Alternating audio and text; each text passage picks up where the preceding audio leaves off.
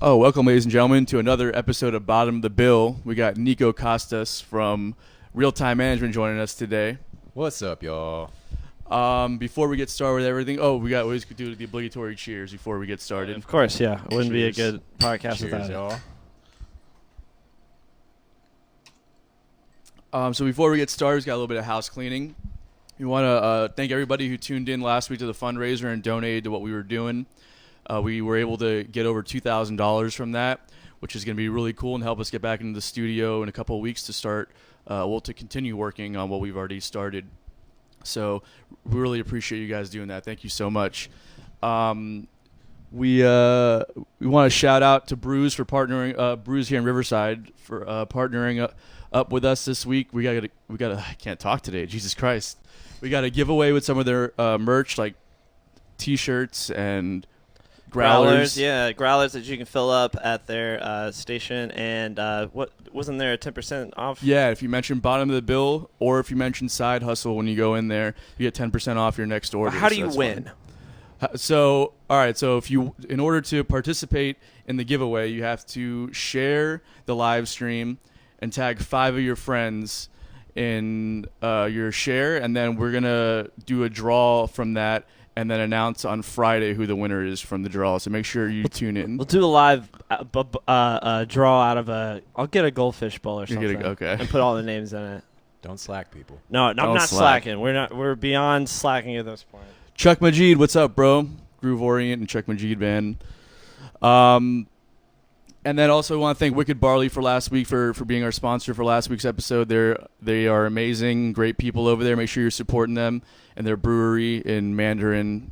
We can't thank them enough for being a part of it. And just all the support that they give us when we go on the road. They help us out. Just everything that they book our band when they have events. Everything they do is awesome. So thank you so much to them and Jen and everybody. And then we got everybody who donated. Don't they get the copy of the live stream? Yeah, you did it. You get a copy of the live stream. We're figuring out how to just logistically make that work right now. Don't worry, I got it figured out. Billy's got it figured out. I got it figured So out. we have all the information of everybody who donated, and Billy's gonna figure out how to get it to you, or Billy knows how to get it to you. I don't know how to get it to you. I'll knock yet. on your door and leave it at your doorstep if you don't answer.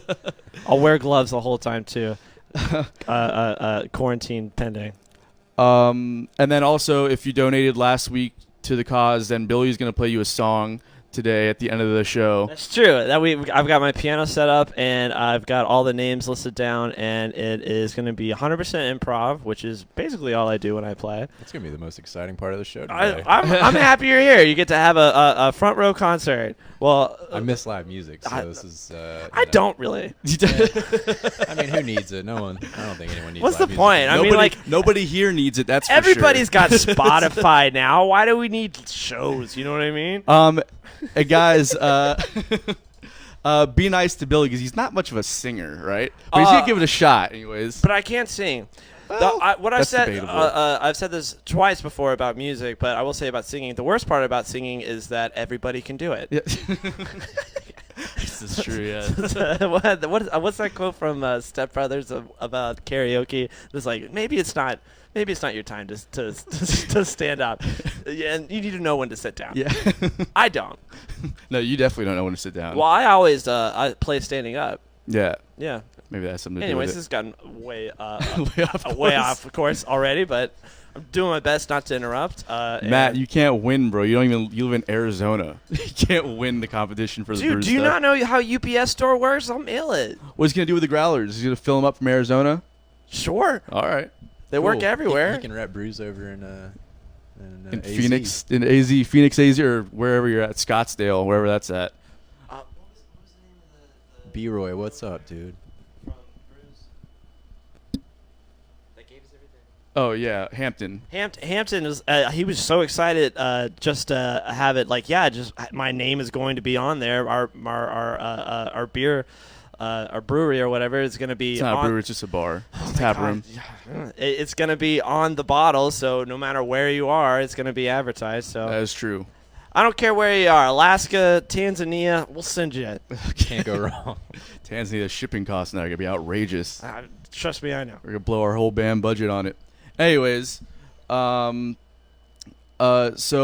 we want to get started here. Niko owns a management company called Real Time Management here in Jacksonville. They Welcome to the show. Thanks for coming. Yeah, over. man. Thanks for being here. Guys, it's great to see some fellow humans again. Well, Oh, yeah. one human, reptilian, yeah. confirmed. I hadn't learned that yet. So Yeah. it's good. Oh, well, he is. He's reptilian. We've He's been a over mutant. it. No, he's not human. Not Humanoid. human. He's a reptile inside of a human's body. Yeah. Yeah. That sounds like quite the transformation. It's pretty fun. I will say You should that. watch him vibrate. You can see him go back and forth between dimensions every now and then. So, anyways, Niko runs a management company here in Jacksonville, and they manage several of the bands around town, from the bands you see at the corporate and wedding stuff to some of the bands you see playing on the bars, some of the bands you see they're touring around the country. And these guys are amazing at what they do. They book for a lot of the festivals around here too, and just to me are one of the organizations in Jacksonville that are doing it the right way. So we're stoked to have you on here. Thanks, man. Yeah, we're trying. Can't say we do everything right. I'm a huge fan of Honey Hounds and Be Easy. I swear to God, I've never been to a Be Easy show where I'm just like, it's not fair. They're so good. and They're insanely good. I tell them every time. I'm like their biggest fan. Yeah. I'm just standing there like a kid in a candy shop, just like, holy shit. Yeah. Like, watching Will on drums and Aaron, and so I mean everybody. They're just individuals. My favorite show that I went to go see them at was at Casa Marina, where they do the Casa Marina show up there, and it's acoustic. Yeah. And I'm just like, this isn't fair. This sounds so incredibly amazing. I love that band. And I you love just Be never Easy. know what you're gonna get with the guys. Like, I'll book acoustic shows, and then I'll see videos from the next day, and I'm like, oh, there was a full band. That was Yeah. that was acoustic. The bass is the loudest thing in the entire world. Like, yeah, that's an acoustic bass. Yeah. But yeah, thanks for having me, guys. I'm stoked to be here and Yeah. chat music and chat bands and quarantine and. For sure, man. Also, I forgot to say, Happy Mother's Day to all the moms out there. Yeah, Mama, if you're thanks, watching, Happy Mother's Day. She called me when I was setting up, and I was like, we gotta make this quick. Yeah. I'm sorry, but I'll give you a call. I get lucky because my mom's birthday is May 14th, and so I just 2-for-1 sort of situation. Nice. You can knock them both out. Consolidate all your celebration, Mom. We don't need it. No. I'm just for gifts and packaging purposes. It's pretty nice. Yeah. But it's been like that. Well, I guess since I was a kid, it's not like her birthday revolves around the year, but You're just being efficient in your packaging, saving trees. being efficient. Yeah. I'm efficient. Yeah. She raised an efficient child. Happy Mother's Day, Mama. If you're watching, I love you more than anything. You raised our whole family, and there's nobody better than you. Aw, that's nice. Cheers to all you moms. Cheers to all your moms, and Happy Mother's Day, Karen. Billy obviously thinks the world of you, which means I do too. So I feel so bad for my Drink mom to that. too because her name's Karen and all the Karen memes that have that's been pretty coming. funny, I though, know it's so bad. She's not a Karen though. She's not. No, your mom's awesome. She's never yelled at a Target cashier. Yes. Not yet. Not yet. But she Um, does want to know who your supervisor is. So, anyways, Just kidding, Mom. I love you. Happy Mother's Day. So, Niko, why don't you give us a little bit of background on how you got started in music, and just give us the spiel. Yeah, man. I mean, it's a bit of a lengthy tale, but I'll try and keep it as short as possible. I picked up playing drums when I think I got my first drum set at 6 years old, which started to fuel, I think, everything that I've done today. But played drums throughout my whole childhood, my life, marching band, all the stuff through high school. Was really into soccer at the time, thought that was going to be like my end all be all, being an athlete, but injured myself, thankfully, in high school. Jeez. Let me switch gears back to music, and my brother and I started the band Side Reel, along with some of our other friends, Colin and Kevin. And that's where things just kind of got kickstarted. I was going to school at UCF for event management, and freshman year of college, I had the brilliant idea to try and start a management company to be the face for Side Reel. So I changed my name, Right. I was reaching out, with a different name, as the manager, not the drummer of the band. Right. That's where things kind of started. And then, we do the management side and the event side of things. So we were throwing keggers in college and, charging $5 at the door and trying to make a little profit there. But, fast forward through college, all that, the band ran its course, learned a lot along the way, like Sure. booking the shows, just kind of connecting with other managers, with other bands, getting the opportunity to open up for like tons of great reggae artists that we always idolized growing up and that we listened to, and just try to take as many, notes as we were going along. And, things just kind of kept opening, doors kept opening up. So I had the opportunity, we won One Spark back when that was a thing here. Oh yeah. And then I do remember when you won that. Yeah, that's so great. that was kind of like a big, I forget about it, but that was like really a big catalyst in, the band's career, but also like my own personal career.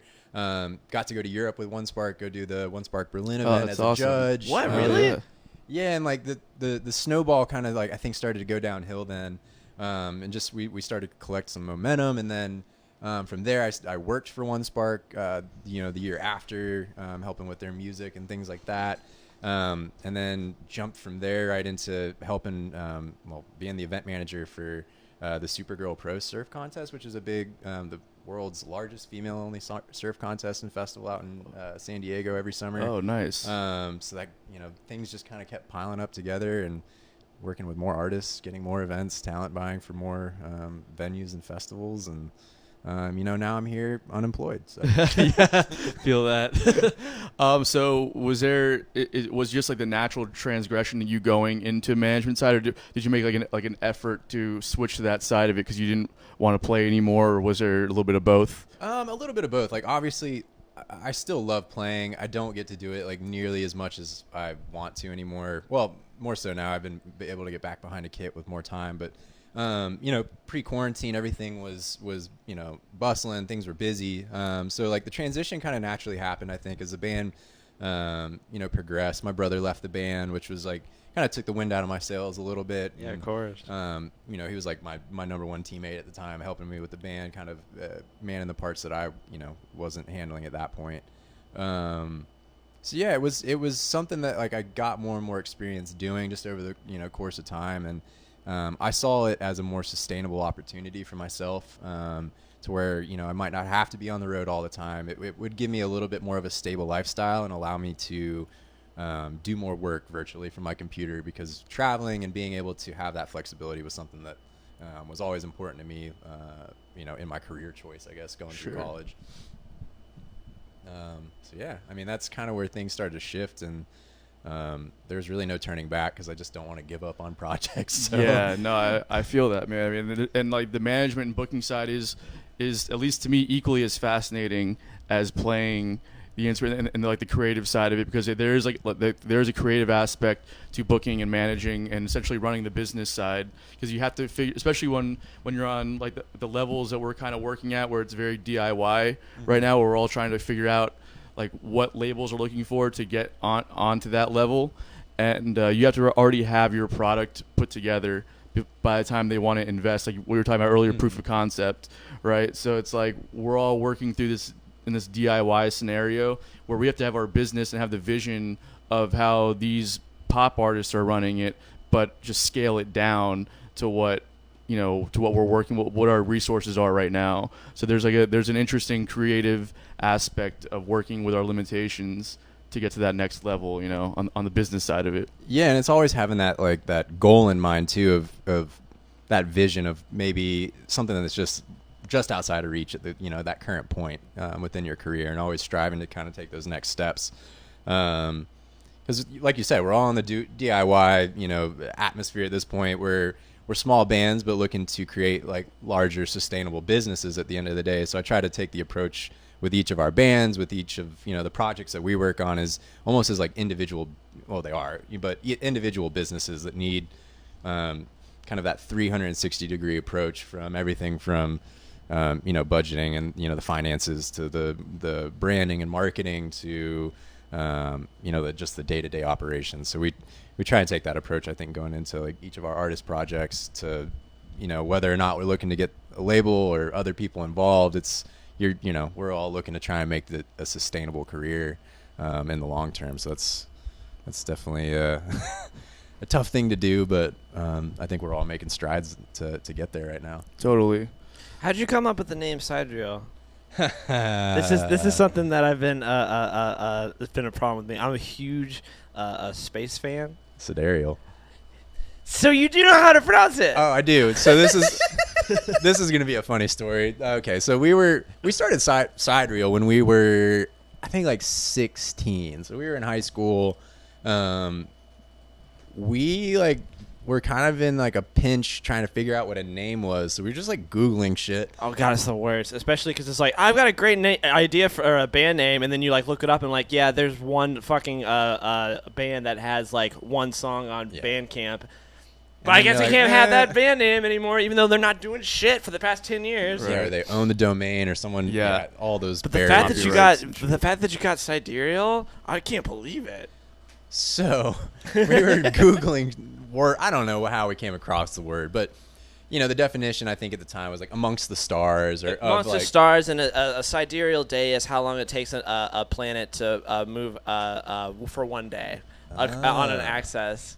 Okay. On its axis. Are you just figuring this out? Well, that part. Because, so we had a song that we had written with our old singer, Josh, and it was called Constellations. So, that makes sense. We had this, already this approach of, amongst the stars. So we saw that definition, and we were like, oh, well, we want to be amongst the stars, as a band. In that sense of, making it big. And then we were like, okay, this reads Sidereal. It makes sense. So we were like, yeah, whatever. That's cool. We can play off it with branding and everything else. And I always just wondered if we just stuck with it.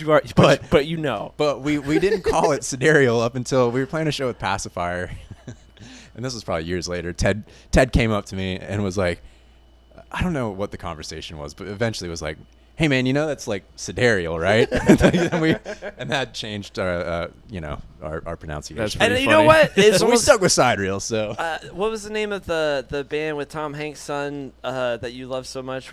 He's the drummer. Oh, Mars Volta? No. Oh my Love the god, Mars no! Volta. What are you talking about? The movie with the Captain something and the Shrimp Shack Shooters. And they're like, you're not the one. You're not the Oneaters anymore. You're the Wonders. Yeah, that thing you do. That thing you do. I say screw it. If you want to be called Sidereal, it's spelled Sidereal. Everybody knows you're Sidereal. Don't try to change it. And I don't think you want it to. And right? It was weird, man. So when social media was first starting out, we were hashtagging it a lot, and pretty much everything under the Sidereal, Sidereal hashtag was our band stuff, and we were like, hell yeah, this is what's up. And then one day, Merriam-Webster published, their word of the day, and it was Sidereal. And then ever since then, we just got destroyed on the hashtag. I mean, it's all these cosmic stuff and these people, and the word became more popular. Well, it's not even that. It's such a dope astronomical space term that you got to be called that name. So it's just just go with it, and people want to call it Sidereal because when you call it Sidereal, it sounds way more beachy and reggae and stuff like that. And then Sidereal just gets all the hippies and exactly. So it's a double meaning. No, you got it. You got them on both sides. To the listener I like it. There's a mystery aspect to that, There's a lot of bands that keep on having hustle and side in it, though. I will say that. Let's not get into all that right now. He's definitely. Yeah, I can't say we ever got the trademark or anything done. For I will say the other side hustles that exist out there, we are getting the trademark for it. You're gonna start a war with Canada? We already have it. We basically have it already. Did we get it? Not well. It's almost there. I'm just saying that we're sending out a lot of cease and desist. Is all I'm saying. Low get key, after it. Low key, there is a band called Side Hustle up in Toronto, Canada. But I don't think they're gonna fight us. They're Canadian, right? We had DJ. we had DJ Sidereal. So oh no! After we started, there was this DJ up in Minnesota, I think it was, that started releasing music, and people are like, man, that new album you guys dropped is sick, and we're like, no. We're like, what? And you'd start to get all this EDM, really shitty EDM music coming through, and I was like, man, I don't know why our fans actually think that this is us. It's the whole different side of things. So we kind of went through that, but thankfully Spotify is actually pretty good about separating those pages. And I'm like, yo, this dude's name is DJ Sidereal, but he's trying to release it under ours because we've already got listeners. Oh my god, what a shitty thing to do. You could probably and it worked for him. Yeah, I'm sure it did. Can you do that? Can you just put DJ in the front of any? Can I be DJ the Beatles? I could do that, right? Go for it, bud. Maybe do the Beatles, DA. Yeah, DJ the Beatles. The Beatles. And then maybe spelling a little bit different. Yeah. I'm sure that's already taken. Their lawyers are going to come after us here in the next 5 minutes. I like talking about the business side of this. How the Beatles they sued Apple because Apple was the name of their record company, right? And they lost. Well, did you know that? When was it? The Beatles lost. Yeah, it had to been in the 80s. Oh, so this is early on in Apple's. Yeah, because they had the Apple Macintosh and everything like that. But the Beatles lost, And so obviously everybody's got Apple iPhones and everything like that, but it's just very interesting. That's pretty crazy, yeah. I don't really That's know. a whole side of the industry that people don't even think about. It's like trademarking and copywriting. Maybe stuff. we should get It's a lawyer, I guess, one time and get into all this thing. It's a crazy world. You have one on retainer, right? Yeah, we got one on retainer. Let's call him up right now. Yeah, Let's see although what's we going could- on. I know Eddie Fair. I used to work for Eddie Fair back in the day. Hey, you know, I'll call Eddie, you I'll listening call Eddie. in? Yeah, you know Eddie? Yeah, I know Eddie. Farrah and Farrah, bro. Yeah, Fair and Fair. My By favorite your thing, side, my or what's favorite their- on your side. On your side. My favorite thing is I guess I am by your side. driving down I-10 right outside my house here. There's a giant picture of Eddie Fair. It just says, "I'm here for the long haul." Yeah, that's the worst. And I don't know why I think that's so funny. I mean, is he trying to like tell all the truckers going to California from here? No, that he's exactly, 'cause here he's on with the- them. You know, I-10 starts here. You're going to California. You know what I mean? Call me if you get in a car accident in Nevada.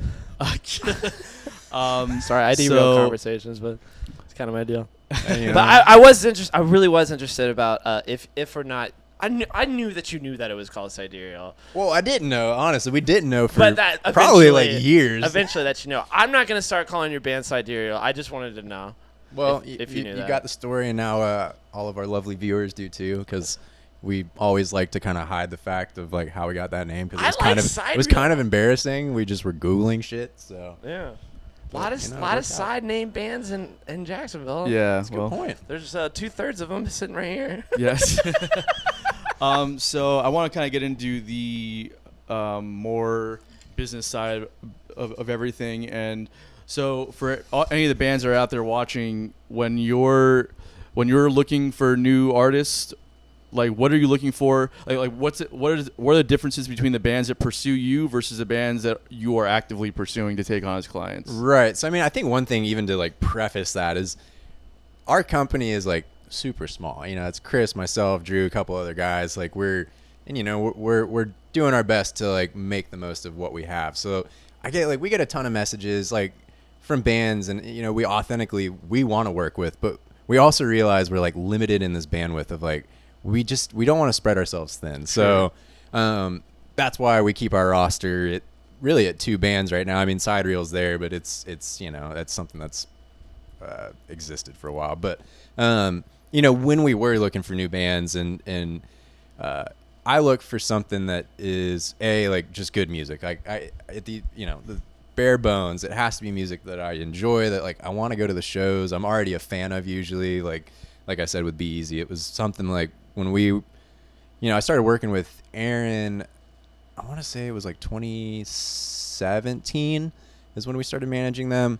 But even prior to that, like I was a huge fan of the band, you know, since Aaron and Justin and Ryan moved to Jacksonville and started playing music. It's, you know, caught wind of it.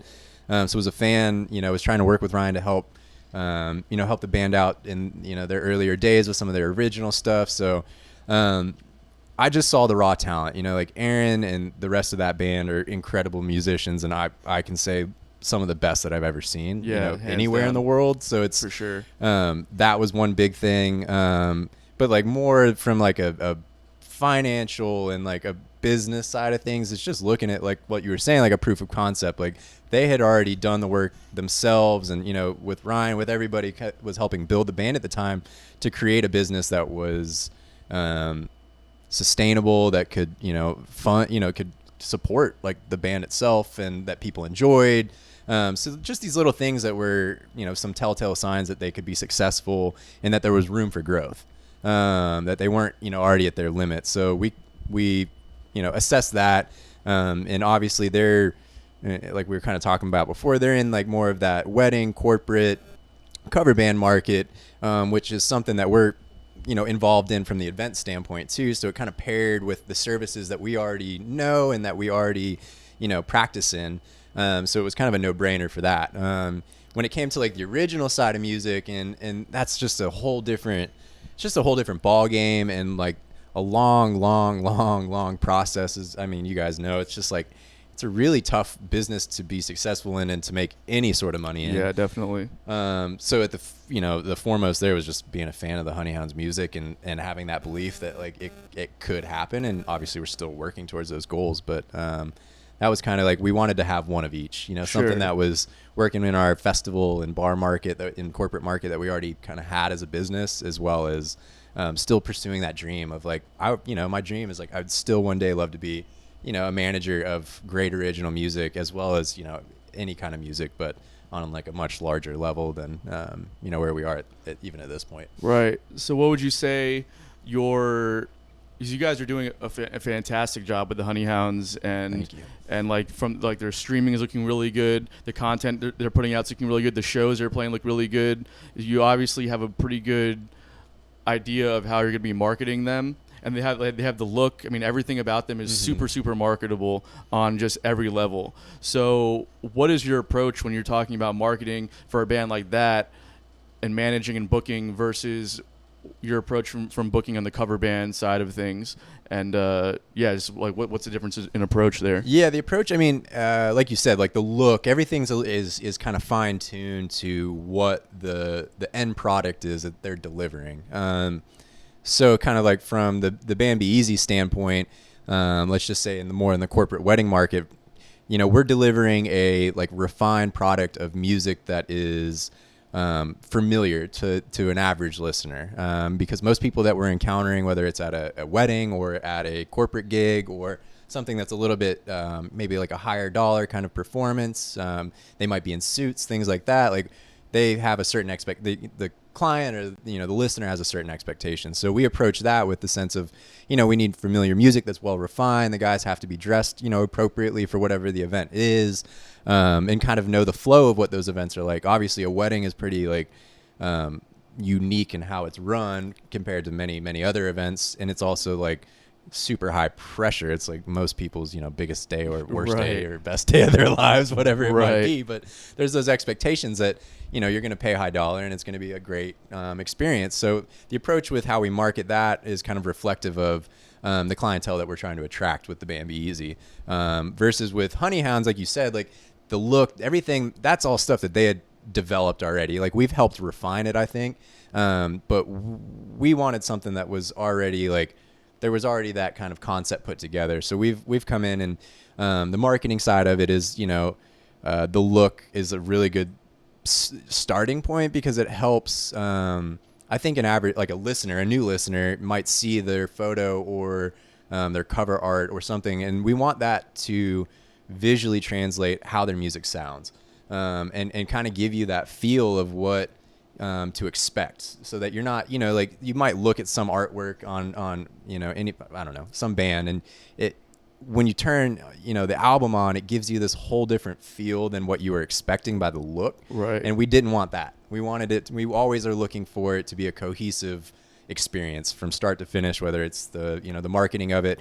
how we're placing their ads digitally, how we're communicating with people online, how we're communicating with people at the shows. So I mean, I could go for days on like the ins and outs of like the kind of the nuances of how we do that, but I think the broader approach is just you're looking at your consumer, who you're trying to target, and then working backwards from there. Right. So it's like when you're doing the original thing, when you're targeting that line of it, it's like you have to create your culture, you have to create your fan base. Mm-hmm. Obviously, you're targeting a demographic. Like you figure out who you want to reach, or just whatever the music that you naturally play, whatever's coming out, you figure out who that makes sense to, and then you want to market towards that demographic. Whereas like in the cover band side of things, it's kind of like you're just placating to your demographic, like to the demographic that's already there. Yep. Right. So it's like, not that one's better than, I'm not trying to like put one down or anything like that. I think just that's the difference in approach. They're hiring you. You know what I mean? It's not exactly. the other way around. You've got to sell yourself for an original band. Yeah, and I think people forget about that too. Is like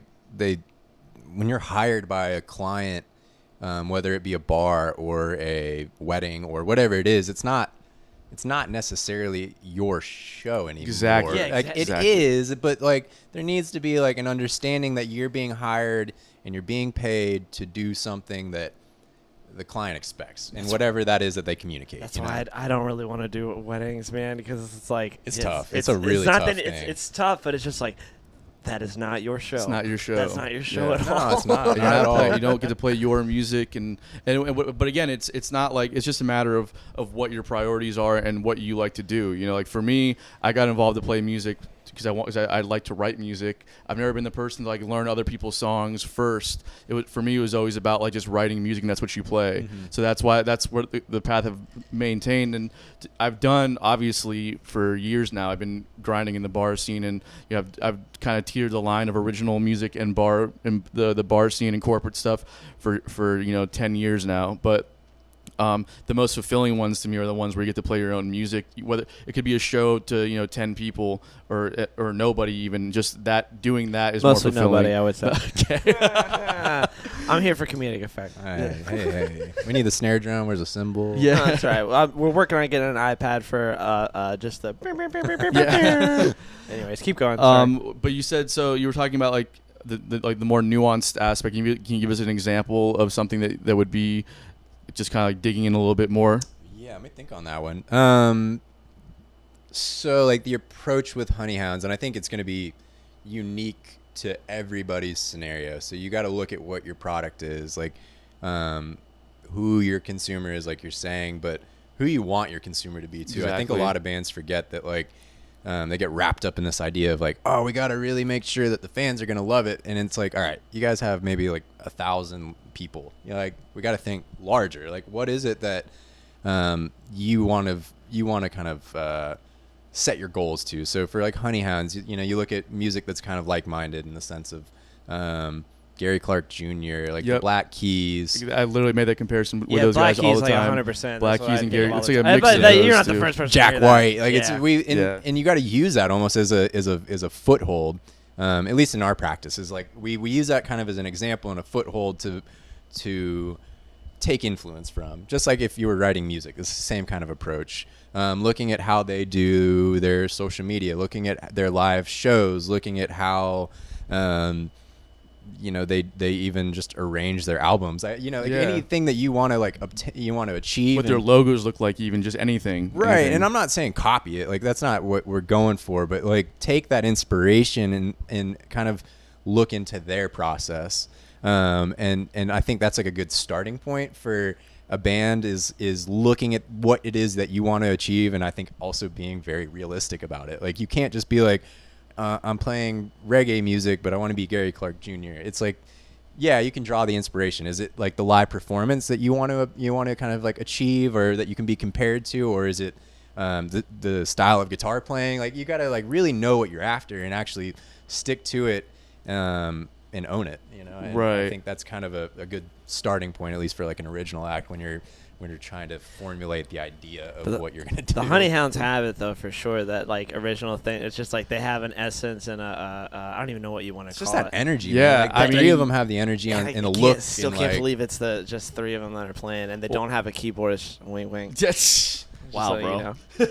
Look, I can be in 6 bands. Hey, what's up, Ben? How you doing, man? What's Thanks wrong for with tuning that? in. Nothing's wrong with that. Hey, Hampton, what's up, bro? Hampton owns he manages brews here in Riverside. The people that were doing the we lost video. Billy's gonna fix it right now. Yeah. So Hampton manages the brews here in Riverside that's sponsoring today's episode. So thanks for tuning in, guys. Big ups, Hampton. Thank you for supporting these dudes and supporting live music. So we not so live. So when I saw Honey Hounds at Oktoberfest when we sorry, we'll figure it out. It's all good. But sorry about that, guys. We're working on that. When we saw Honey Hounds at Oktoberfest in Jack's Beach, this last one we played the festival with you guys, and I remember watching them. First off, you guys had that place packed. Oh yeah, the late night show. That Dude, was that amazing. was one of the most fun festivals, but fun sets too, just to be a part of. Yeah, and the content that you guys got from that was top notch. I saw the little video not the little video, but the video you put together after that, and I was like, holy fuck, this looks legit. Like I'm watching you guys like a hawk because you're doing it right. I'm telling you. Appreciate it, man. But I remember just watching that show. I was like, these guys are fucking rock stars. Like these guys are gonna be like there's no reason why they're not already there, but like they're rock stars. Just watch them on stage. They just own it, and they sound tight. They sound good. The music is like radio friendly, and it's just very well put together. I liked watching y'all at Lynch's too. Oh, Yeah. dude. I mean, that's the thing is like, I credit Lynch's with so much for live music. Like I don't think people realize that there was 21 Pilots played in Lynch's. Like Really? I didn't know 2012. Holy Oh, shit! I I've know got that. photos and videos, but like Lynch's has like a lot of like really, I think, cool listeners and people that come through there that support live music. Though it is still a bar, but Be Easy got their start there. Honey Right. Hounds has kind of like established a solid fan base from playing Lynch's, and so I think a lot of bands can credit that stage to helping kind of at least push them in either hopefully the right direction of kind of going beyond just playing that stage. And besides Blue Jay, I mean, like that's it at the beach anymore. Yeah, I mean, for Blue right Jay's now, a great spot too. Don't though. get me wrong, Blue Jay's amazing, but it's not like a. it's a different vibe. It's a different It's not vibe. it's not a full on venue, but Yeah. I think Anton, going back to your point of like Oktoberfest too, and trying to get into the nuances is like taking a much more zoomed out look at that performance was a part of this kind of greater plan that we had developed around their album, and just I'd learned my lesson with the content component of it. Like when Side Reel got to play Oktoberfest, and I think it was probably 2015 with the Expendables, massive crowd. I remember but we seeing captured that footage, and like we've been doing this a similar kind of workshop podcast in the last few weeks, and I had Tim Hall on last week, and he brought this up, was like, man, once you guys had that content, it like elevates. It just elevated the band to this kind of next level, and not that anything actually had changed, but like we had captured that moment and people could see what that was. So I think I was able to see like the importance of that live content, of like the context of you can take a photo, you can take a selfie on stage, whatever it is, tell people about this, like we played in front of 5,000 people, but having that video is priceless. So we were looking at that Oktoberfest performance as this is essentially our album release show for Honey Hounds. That's cool. So we had planned that out. We had planned the release date. We had planned the whole production behind it. I think a lot of people forget too, is like we invested a lot of the pay from that show right back into the production. And, I've learned that from just even listening to people talk about Coachella and, the headliners taking a lot of their pay and just saying, screw it. We're going to put it back into the production of the show because it's going to have such a large impact that it goes beyond that performance. Yeah, I think I've spoken to coming from just like the pay aspect of it. Like I've spoken to people where they talk about just like the money they make on the gigs is often just put back in, and they're really relying on merch sales and other sources of revenue to kind of pick up the slack on that. Yeah. So that is a super important thing to do, is to, for any original bands out there that are really trying to do it, making sure that you're at least allocating some of what you're making to marketing and advertising resources, or to studio time, to make sure you're able to put something out. Like content is king today, and like that's what I was gonna ask you. Really, is what you thought was the best display for I guess marketing, and you've pretty much already answered it. It's and what I think is too is the live show, live content, and then just put all your money into filming that live show In with getting all a the really fans, and really good quality video. Yeah, and audio too. 'Cause Well, yeah, sure, but versus just like, hey, we've got a new album out, put it on Facebook. you need the full suite. No, that's what you need you're saying. everything. You need everything. But I think the top dog of that is the live video performance, or at least music video or something like that. Because I remember watching the music video that the Honey Hounds had. Mm-hmm. I'm like, this is like a professional. Oh, wait, they're from Jacksonville. Like, what? Are you kidding me? Like right now? And everybody can elevate their presence that way. But in my it's video opinion, is what I think that's the biggest. Because it shows the raw talent that people might not be, or like the raw whatever it is, like talent, the music. It cuts out, and at least if it's a true live video, it cuts out the question of like, okay, was this all just fixed in the studio? And granted, yeah, there's a lot you can do in post production, but we try and keep everything like live. Like Nick and all the guys, they're super. Like Nick does not want to publish something if like he plays one wrong note, which is a headache sometimes. But also I respect the hell out of it, because it's like he wants it to be the best performance that he can make it. And there's something to be said about that. It's love-hate relationship. But Yeah. you got to have that to achieve that stardom, I guess, and be a Well, rock star. I mean, it's quality versus quantity. I mean, like Right. like the pop stars aren't putting out anything that's beyond or that's below perfect. You know what I mean? It's like pristine. Yeah. So I mean, again, it goes back to what we're saying. Like, But I kind of have to- hate that though, because it's like that it's fake.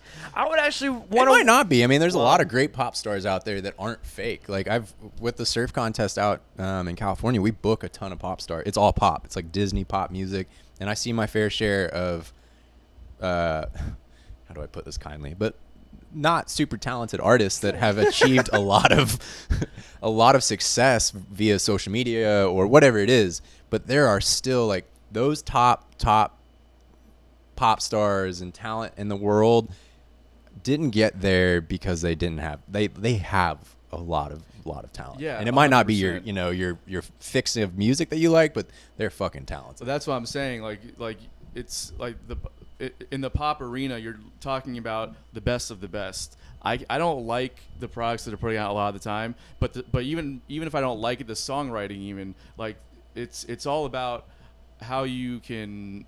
How can we market this to the most people without like sacrificing all of our musical integrity, you know?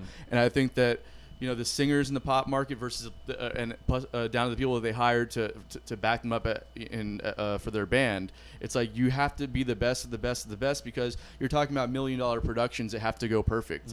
And even though the music is pretty simple for the most part, you can't take the risk on somebody who's not like the best that's going to mess it up, So you have to make sure it's all going perfect.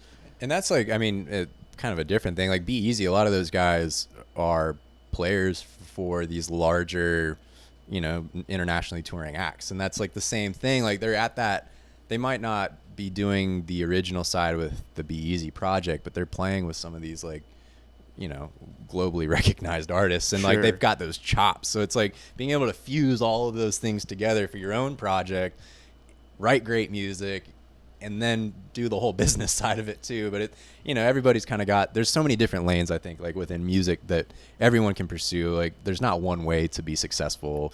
I don't think you have to be a pop star to make a career. I mean, we see it day in and day out. Like touring is the only way to really survive in the live music industry, outside of being a true pop star that has revenue from their shoes or like whatever these things that they're able to, they don't really need the revenue necessarily from their music anymore. They've achieved this new level of, being just famous all over the place. So as a management company too, do you also handle like all the merchandise and everything like that included? Or? Yeah. So, like the band, with Honey Hounds, we've got a pretty wide variety of merch. Love it too.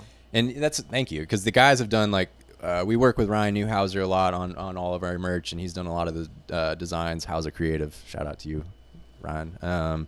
But he's been like a huge asset to the team, creating like a cohesive line. So we work with the band. At the end of the day, it's the band's decision. We voice our input, and then Chris, who's really in the day to day with Honey Hounds, is helping with that. Tyler, the drummer's a huge he spearheads a lot of those projects. So yeah, we help manage the process. We make sure that the online fulfillment is taken care of. Chris is on the road with the guys like majority of the time. He's also selling merch and helping run sound. So it's definitely a team effort. It's not necessarily our focus, but we realize it's a huge part of their business. Yeah, I was just kind of wondering if it was just like, hey, we've got merch for you guys. You're going to go sell it now. No, not at all. Not at all. Not at all. I mean, we give suggestions and we all collaborate on like what it is that we want to do and what colors of the shirts and the designs that we need, and for a certain tour, like what quantity that we need to bring on the road. And it's a lot less corporate, obviously, with the not I don't want to call it grass movement sort of what do you call it, management. But we're a company. small business. Yeah. Thank you. It's like a small business and everything. Like everybody's gonna meet together. We all got each other's phone numbers, and so we could talk to each other about what kind of merch we want and everything. Like quarantine, we have our weekly meetings with all of our clients, and so we meet with Honey Hounds. We met every Tuesday morning for a couple hours, and we discuss everything we just have like agendas. So like I think that was a huge thing, is like why we don't like to take on more work, is like I think people forget how much goes into each project, as from a management side. So we're, Chris is spending or at least was, until a little bit of this pause, but like spending probably 60, 80 hours a week just on, Honey Hounds and then some of the other festival stuff. But majority of that really goes into the band. So it's a labor intensive, time intensive thing. Oh yeah, sure. It's a labor of love too, because we're not making a whole lot of money in this original thing, at least at this point. You know what I mean? I'm crushing it. So yeah, 'cause you got a day job, bud. So Night Well, job. I actually want to address that. I think that's a huge asset that many bands are too prideful. Prideful to admit. Like, I think an original project, no matter what you're doing, you're gonna thrive if you have a day job. Yeah. Because you don't have the stress of having your original project have to make money for you. Like, that's for me. That's my belief system around it, and I know that comes with limitations, and everyone's in a different scenario. Yeah. But if you can have a flexible day job that allows you to still go out and do the things that you want to do, like it was the same with even just developing our team. It's like I always have side gigs. I had things going on within like a similar realm, within events and helping out with stuff to where you need your business, whatever it is that you're starting, your band, your whatever new business idea that you have, that needs to like match your income from whatever your day job is, and hopefully exceed it before you actually jump ship. Of course. Obviously, everyone's situation is a little different. I got really lucky with it. I've got a night shift job. Yeah, exactly. And then I work from home before all this quarantine stuff happened. I work Monday through Thursday. I'm off Friday, Saturday, Sunday. And see, that's a perfect way to start developing. You can't beat that, at all. You're free the whole day, and you can do whatever you really want to. But I think it's super important, though. Also, he doesn't. He's very, very against it. I'm not against having. But you've got other means to be able. Well, yeah, he's a cover. Yeah, he does cover shows. I play and stuff bars like that. around town, and I just can't sing very well. I do a lot of the. That's the tough part. I'm a drummer. I was never able to do it, so that's why I started management. Just, imagine, I couldn't do something by myself Can without. you imagine just like showing up at a band, it's like, yeah, I'm gonna do cover songs and just play the drum parts for it and just solo cover. Exactly. The whole way through. And I guess going back to your first question, that's actually what got me started in management. Was I needed something that I could do yourself independently of other people without having to, and I could not play cover shows. I totally get that. And there's a lot of drummers that went into the DJ realm, especially the time, I don't know, you're probably around our age, like around 30 or something. Yep. Yeah. And around that time when dubstep was like super huge, a lot of drummers did their dubstep side projects. Yep. You see that meme? That or like so, DJ versus drummer, and there's so all sorts of fucking projects true. like that. So I get that, but I mean, I think that it's valuable to have a day job as well if you're going to be an original band, but then make sure that you're not trying to siphon money from the band if you have a day job. If your purpose of keeping the day job while pursuing an original project is to have money from whatever you're making with the music go back into the music, then let that be it. But don't try and like have the music be another source of income on top of that while you're having a day job. Because what I do is I play bars during the week and on weekends too, because side hustle doesn't need to be out on the road for a month at a time right now, or 2 months at a time, especially in the same city and everything like that. Yeah. So when we're not doing the road stuff and we're not in the studio working, I can do pretty well playing by myself. I could do 2 gigs a day. I can do that 5 days a week. And then I can also budget my own personal expenses and be like, okay, well, we can go out now for a week or 2 weeks. And I know that I'm not going to get paid on that, but I've planned for that financially ahead of time. So if you're a full-time musician that's pursuing the original music thing, it's super important that you know that you have to prepare yourself to be able to go out on the road and not make any money. Because unless you're at a point where you are making money on the road, then that's great. But we're not really there yet. So that's what I do personally to ensure that the band is going to be able to put money back into the business. Yeah, it's an investment too. Like Sidereal, we didn't pay ourselves for 5 years. And last year was our 10-year anniversary. And even then, it's like majority of the money just went back into the project. And we've spent, I don't know, just in like we were talking about video content, we probably spent $20,000 over the course of a few years. Easily. Just trying. And we got one or maybe let's just say 3 or 4 really good videos that we shot, like 20 of them. We spent all this money, but like, going back to like having that, that good content, and having the stuff that you're proud to put out. But you can't do that if you don't. I mean, you can't just make things evaporate or come out of thin air. Right. It's you got to invest into your business. And even like going out on the road, like you say, like we try and convey that same message in the sense of like, maybe not look at it as you're going to make money off these shows. Like, you have to be able to realize the long-term investment. Oh yeah, big time. As a band, as a brand, as whatever business, like you can't look at a short term because it's never going to serve yourself. It's one of the most amazing feelings ever, coming back from like a 3-day tour and be like, oh, holy shit, we made money. Yeah. It's like, all right, we covered all of our expenses. Like, No, but like and we more. got a little bit more than that. I'm just like, holy cow. So what are we gonna do? Go to Red Lobster? What's the deal? Yeah. Splurge. Yeah, splurge a little bit. Hey, Christian Salazzo owns Dogmatic Studios down in Pompano Beach, Florida, which is where we record all of our stuff at exclusively because they are fucking awesome. Yeah, they're a great record studio. We'll save this for another podcast, but there is a whole other dynamic working in a studio with an engineer being the next member of that band for however long you're there. We don't have to go too much into it right now, but it's a whole other. That's why we drive 5 hours to work, because how many, I established that relationship beforehand. I'm keeping it. How many albums does Honey Hounds have right now? So right now we've got like the 2 full lengths and 1 EP. The guys through this whole quarantine process have been writing a decent amount of music too. So we're hoping to get back in the studio. It's so funny. very We got soon to we got finish up a stuck few more right in singles. that as we were recording an album, and then like in February, like last week of February, and then they're like almost like Dave Chappelle, we're shutting down the studio. We got kicked. Don't out. come back. Don't come back. Yeah, basically. I actually we were talking about that before the That's podcast. awesome. You and got it's that a many.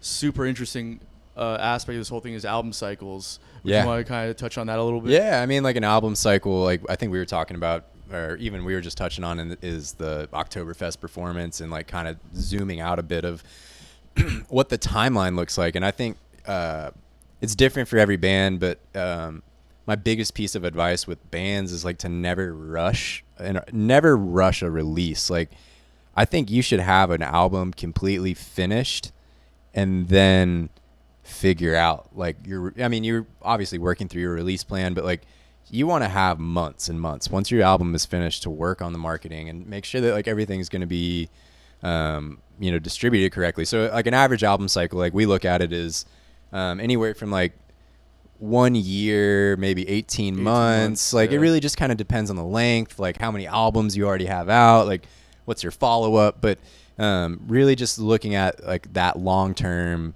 process. So we start with everything, obviously we got to have the music at the baseline, and then we just start to draw inspiration around, visually what's that going to translate to, what songs on that album are going to be our few singles, what is the tour going to look like to support the album, as well as what is going to be the follow-up to the album, because I think a lot of bands forget that, okay, we released the album, there's great buzz for maybe a week, and then it just, it fades off. And my kind of biggest pet peeve, I guess, and like what I really tried to implement with any release that we're a part of is having like another 6 months worth of stuff. Like Right. It doesn't necessarily have to be more music, but with each of the singles with Honey Hounds in this last album cycle, having a live video that go with it, having like the Oktoberfest footage for some of it. We had plans in place long before the album was ever released of like what was going to come at the end of that cycle or towards the end of that cycle. So you want to just figure out touch points to keep your fans, your consumers, anybody else engaged, because you're going to just waste your time if you don't, is my opinion. Yeah, it's a wonderful idea. It's like you jumping in the water, and you're like, woohoo, I jumped in the water, and you have no way of getting out now. It's like, all right, I didn't think that far ahead. Yeah, exactly. Yeah, you always think, and I think that's what a management company does. That's basically your whole... Yeah, we map out a timeline. We map out like just the ins and outs of like, at the end of the day, I'm a project manager, for everything. So it's like project management really is just the management of timelines, designing those timelines and executing them and making sure that things stay on, in order and on time, which it never does. But, Right, being able to at least have the general know about or whereabouts of like where that project is going and, how to adjust if things, don't necessarily meet deadlines and, kind of shift and recreate. Yeah, definitely.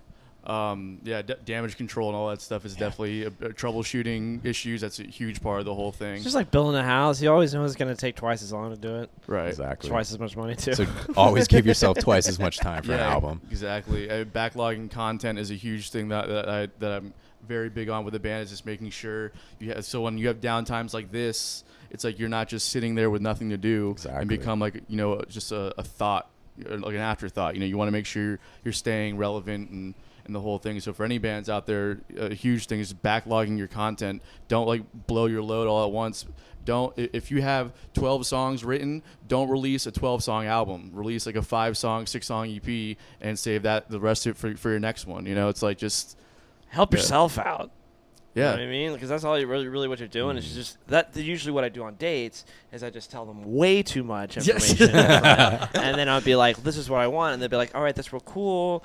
Maybe next time. Billy blows his load way too soon on dates in every sense of the word. Yeah, right? Just don't get too excited. Don't get too excited. Don't get too excited. You gotta kind of manage those feelings and slow roll. Because some people, they just get all those videos and then they're like, all right, day 1, 2, 3, 4, 5, and then you gotta think like, I mean, what do you guys think? Like with videos or a single, let's say.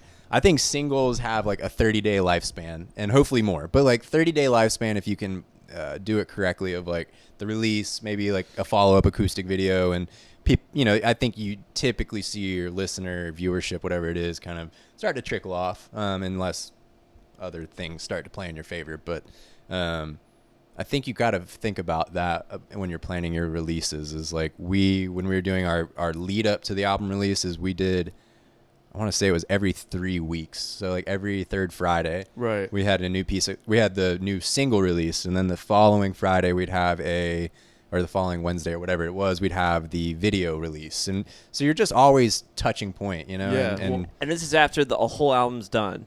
Yeah, so the album's done. We might be working on little tweaks here or there with the mastering and mixing, mastering, or whatever it is, like small things. Like you want to save it that kind of month buffer before the album to just fine tune a few things. Of course. And it's advertisement more than anything too, and then you can kind of see whether or not it's going to be good. You gotta build momentum. You gotta build the momentum. You gotta get people interested, and then that. And at 30 days is. If you're doing it right, then I'd say you have a 30-day lifespan on a single, But like if you're not doing it right at all, if you're just releasing a single or making, you might have 3 hours. Yeah, I mean, yeah. If anybody sees it at all, and that's exactly. If you have a big following, it might last a couple hours, So that was something that I realized that you guys were doing. You were releasing singles before the releases, and I was okay. That's a really good. I mean, obviously, that's what you do, right? But you got to gain that. You got to get that excitement somehow. Isn't that interesting? How it's like almost the exact opposite with like TV streaming, though. Like nowadays, right. like, they'll just put the whole season on. HBO, like there's certain. Well, granted, HBO is a little bit different, but like there's some of that traditional release. I don't know why people happening. Like it. They want to get excited and wanted to wait for it. Because we're in that consume all culture. Yep. People want everything now, which is fine. I mean, we're pretty much, it's ingrained in us at this point. Right. Like do you watch Ozark? You ever seen that show? Oh yeah, I binge watch that in a day. Exactly, that's what I mean. Exactly. But imagine they're like getting you all excited for it, and then they just give you one episode every 2 weeks. I'd be like so pissed off. Yeah, but like HBO does that, and I love it. I'm like, with Game of Thrones, that's true. It's coming. Like you get something to be excited about each week. Yeah, so exactly. obviously that's better. Well, I don't know. I mean, that's what I'm trying to get at. It just depends. Like the lifespan of a Netflix show is like, like look at like Tiger King. That was a huge like social media. Like everybody's talking about it for what? It maybe lasts. That one was what 3 weeks. 3 I weeks. guess. Yeah, 3 weeks. But like that's the lifespan of it. Like you don't want that for your product, in my opinion. But for what it was, it probably got all the viewership it needed because it's in that short period of time. Exactly. Because those TV shows, they're not companies. They're part of a company, and the company itself is the one releasing new albums or whatever you want to call it, new shows all the time. But when you're marketing yourself like that, you got to go Game of Thrones style. Sorry. Go ahead, and once Niko. a week. I'm with you on that. Niko but I wanted to even just dive in as like the advertising component of it is like I think I've personally made the mistake with like any of like the releases prior to Honey Hounds that I was a part of, but having an advertising budget, make sure you have an advertising budget before you even complete the album. Like you want, I would say at a minimum, like we had this chat on like our team workshops with Soundwave Consulting, who helped did all of our digital advertising, and like a minimum campaign's usually like 10 grand. Right. So, and you need like, I'm not saying everyone has to have 10 grand to market an album, but I think that the more that you can save as a band to put towards that, the better your release is going to be, and also having a realistic expectation of what you can do with Facebook advertising and any sort of digital advertising, and knowing when to, outsource is a huge thing. 100%. Which that was I think our biggest win on that album, and why we received the traction that we did was because of that advertising.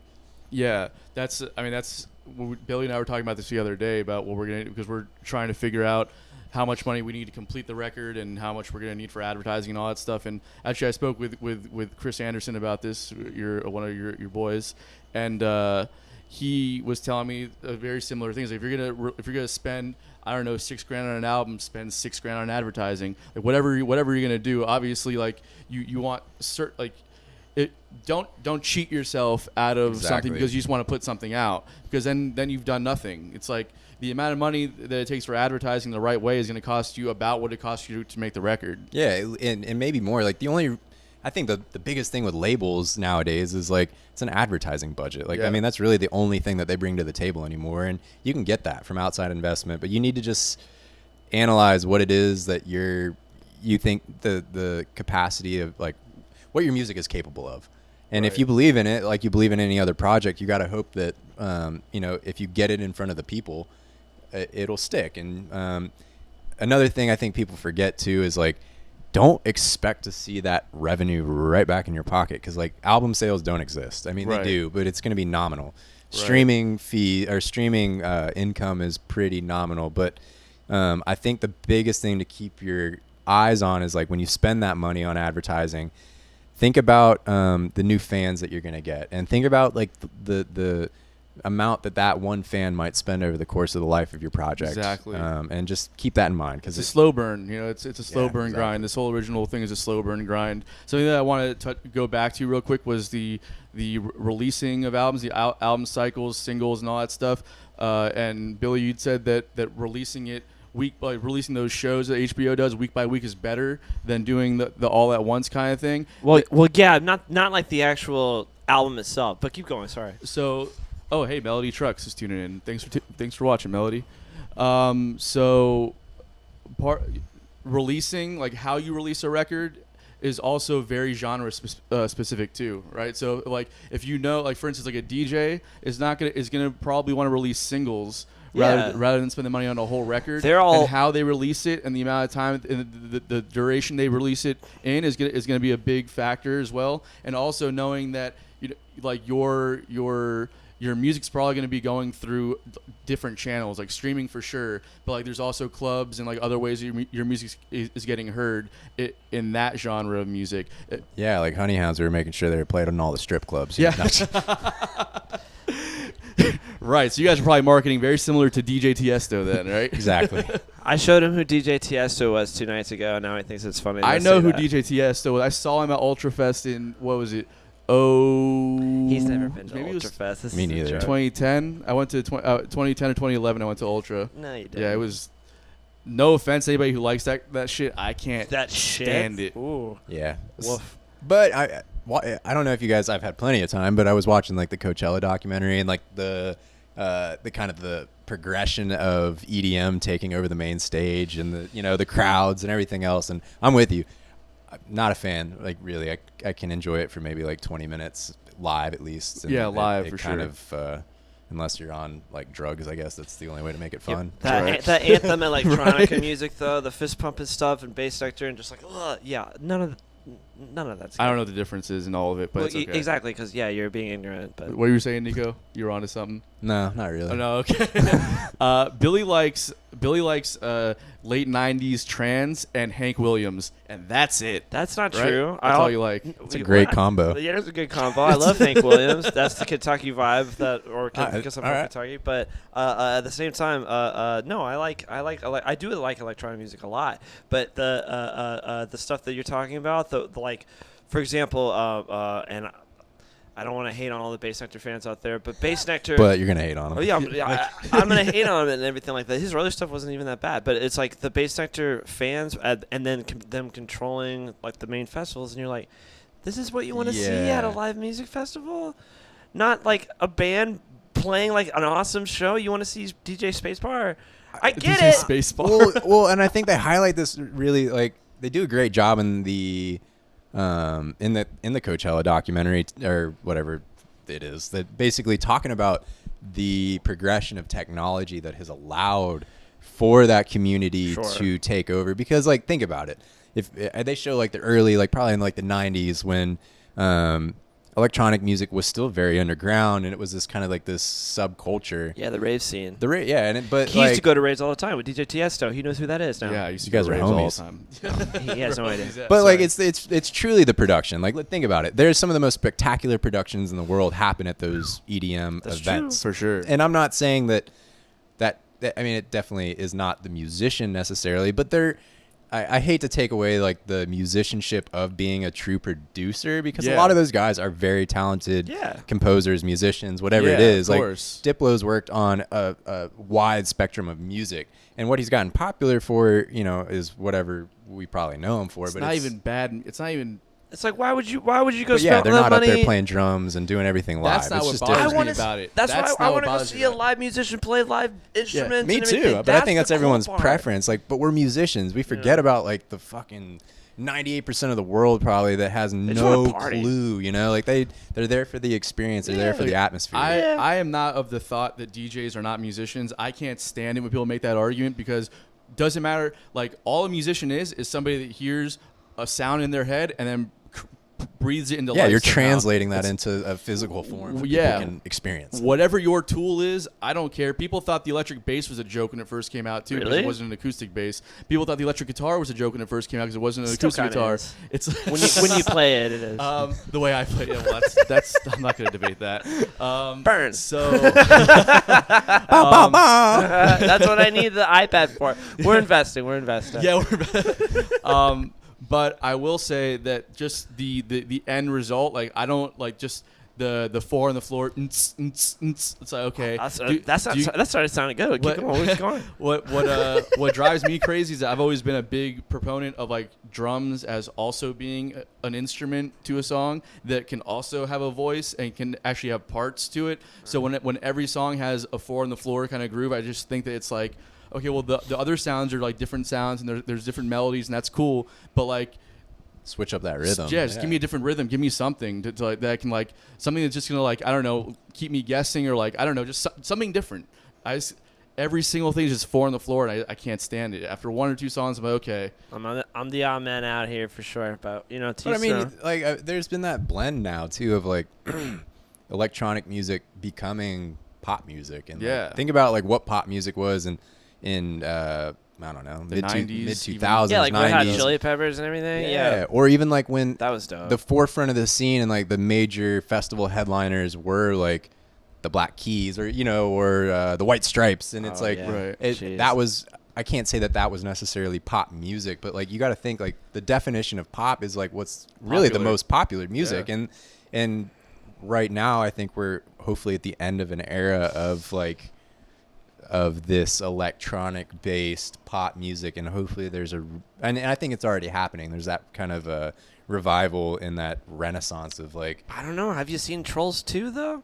I haven't. The preview for Trolls 2 is just all Trolls 1 I haven't seen either. Trolls 1. No, I would don't worry about it. You can watch the sequel. Just skip right over it. You can catch up real quick. All right. That's what everybody says actually. I'm going to go home right after this and I'm going to watch Trolls 2. I totally agree. I totally agree with you. But what's in it? I mean, like, is the best music you've ever heard? No, okay, it's awful. But like Tron, like Daft Punk, yeah. like I think, I don't know, like I love Daft Punk, and that was one of the first CDs that I bought as like a second grader. I think at one of the bookstores. I picked that up and never thought that electronic music in that sense would be, but I think to your point, it's got that melody, it's got the groove that like.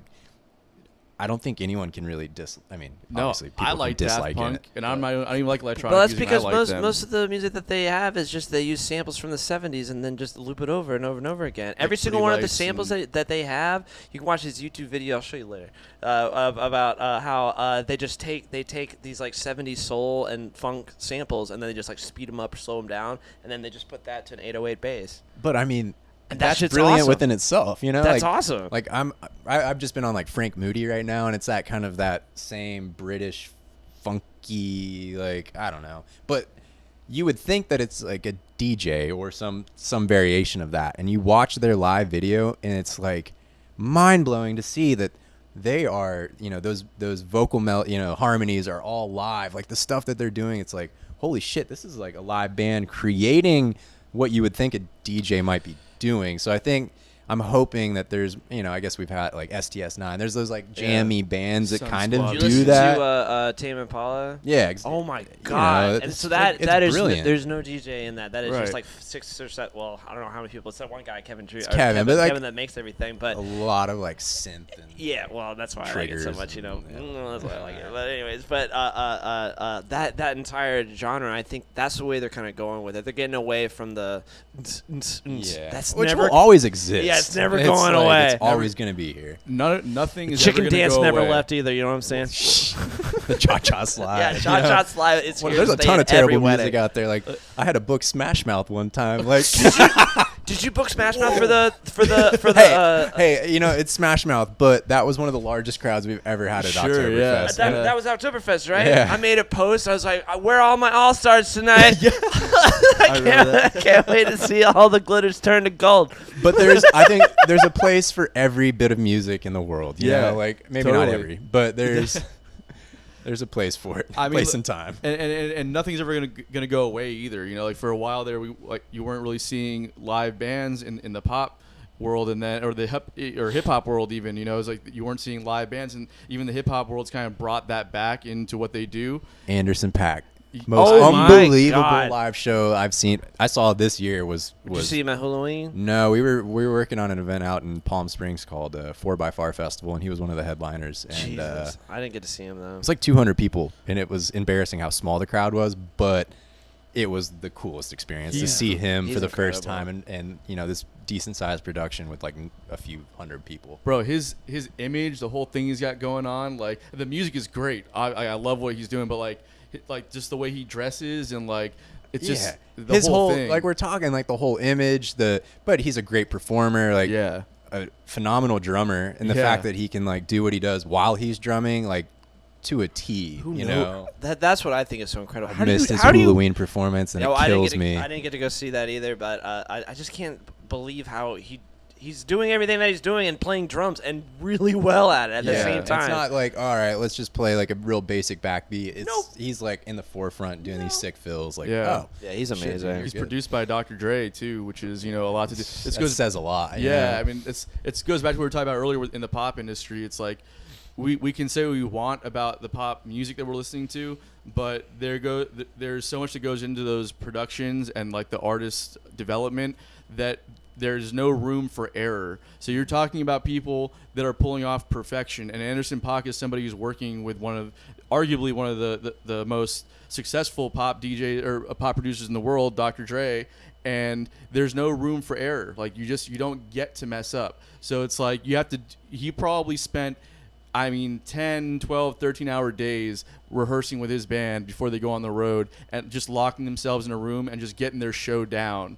And like on stage, like they probably had a production in their rehearsals on stage just to make sure that it was all going to go smoothly. Oh, yeah, I mean, like for big tours like that, like pre-production. I mean, you've got your like, ensemble rehearsals. Like you go through your phases of like different rehearsals, and then your pre-production rehearsal is you with your full production, your full team, right, doing what you would do on stage, and probably doing that for sometimes a week, maybe 3 days, whatever it is. But I mean, I think that's crucial because like your lighting director, your monitor engineer, your front of house, like everybody plays a super key role in that performance, which I mean, all of us know that that's a part of it, but I think that the average listener, someone at a show, is not going to remember that there's like probably 10 or 15 other people that aren't even just the guys on stage that are a huge piece of that 100%. Show coming to life. 100%, which is like also bringing it back to what we were talking about way earlier about like your budgets for shows. When you start getting into the theater realm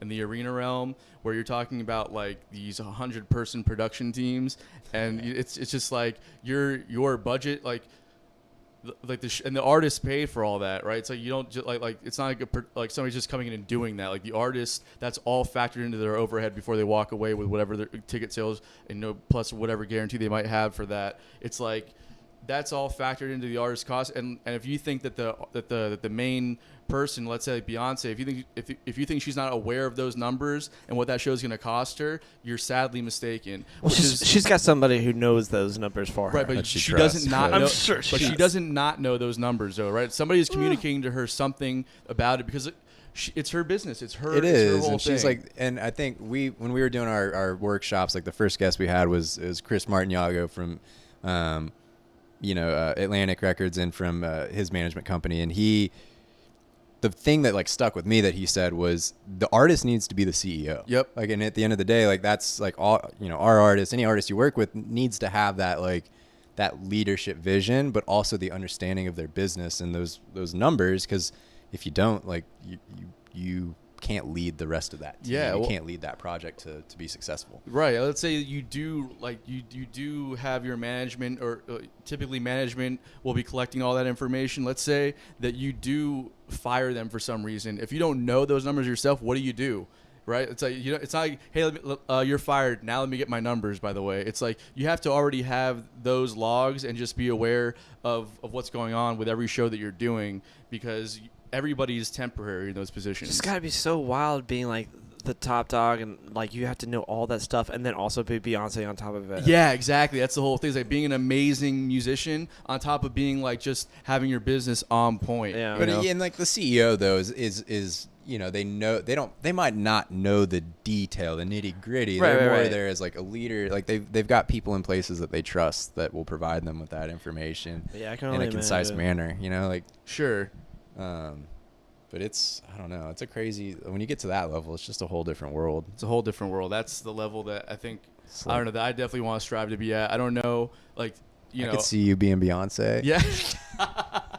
I'll get up there and shake my booty. I don't care. You got the hips for if it. I'm making a couple $1 million for a show, I'll do whatever you want me to do. No problem. What? Facebook. What do you think you could do for Yeah, that? Yeah. Facebook. How much would it take to get Anton to start singing All My Ladies, All Single Ladies? I'll tell you how much it would cost you right Remember now. that wedding band that we were in? We had to play that song. And And then because I played, I won't say it, but I had to play. I had to play my keyboard. Dun, dun, dun, dun, dun, dun, dun, dun, Oh dun, yeah, dun, the one she did with Jay-Z dun, back in oh the my day. God! I'm just like, this is the, and I'm just sitting there. We're standing there in a suit and tie, and I'm just like, this is exactly where Crazy I right pictured now. myself at 27 years old. I'm really glad I decided to be a musician. Anyways, crazy right now. Not all the single ladies.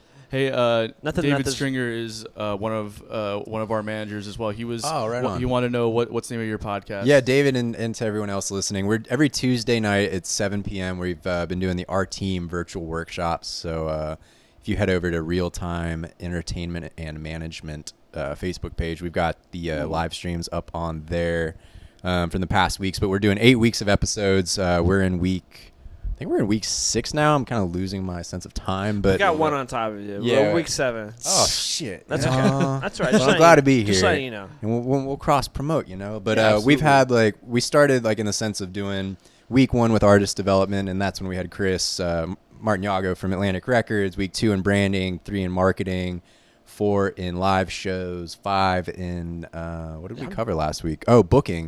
We had Tim Hall. With Tim, yeah, that was a really and then good the one next to watch few are out. going to be solid, like we're going to do on the road. My buddy's a tour manager for a lot of the bigger reggae artists, and he's going to kind of I'm drop some definitely insight. watching those. That sounds awesome. Yeah, I mean, my goal with it was, obviously we've all got a ton of time right now, and I wanted to. I've always said that I've wanted to interact with our local music community a little bit more than I've ever been able to do from the informational side of things. So, just was trying to get as much of the content and people that I've connected with just from working festivals and things like that to be able to kind of bring that knowledge into the rest of us here locally to hopefully elevate our music scene as a whole. Sure. On the back end of this when we're back to playing shows and doing our thing. Well, you guys are definitely doing it right, man. The industry aspect that people don't understand. I think you guys are definitely bringing that element to Jacksonville, which is great. Thank you, man. We're Yeah. trying to all stick thank you, together here. seriously. Ben has a great question. Are you guys looking at the agile process and management for the music industry? Not gonna lie, what do you mean by agile process? Because I don't even know what that is. Yeah, I'm not sure. What was it 10 seconds Drop away? some knowledge, Ben. He'll do something like that. Ben plays in a band called Ben Strock and the Full Electric. They are badass. They used to play in Heard of Watts. Heard of too. Watts. Heard of Watts, hell yeah. Yeah. Yeah, man. What you're doing with those, while Ben's answering the question or getting back to us on that, what you guys are doing is great for the scene here. When people ask me about what I'm looking for in cities, as far as music cities, I tell them that there's a very clear distinction between a music scene and a music industry that exists in those places, and that to me is what makes the city so appealing for music. It's like, okay, like Jacksonville's got a great scene, and there's a lot of cities that have great scenes, but is there like an industry in place there? Like, are there studios? Are there labels? Are there people that are there that are investing money into bands to take it to the next level? L.A., Atlanta, Austin, Chicago. Like, these are places. Nashville, obviously, New York. These are places that have like huge industry. Strongholds, yeah. The big companies in the industry are all in those major markets, and exactly. we're not there. We're on the peripheral, right? Peripheral. That's hurt yourself. That's where we exist. Hard word. Which is not which in today's age is not a bad thing. It's you can. You know, And I think you mean precipice, actually. On the outside, like you're not there, but you're like right out. Yeah, okay.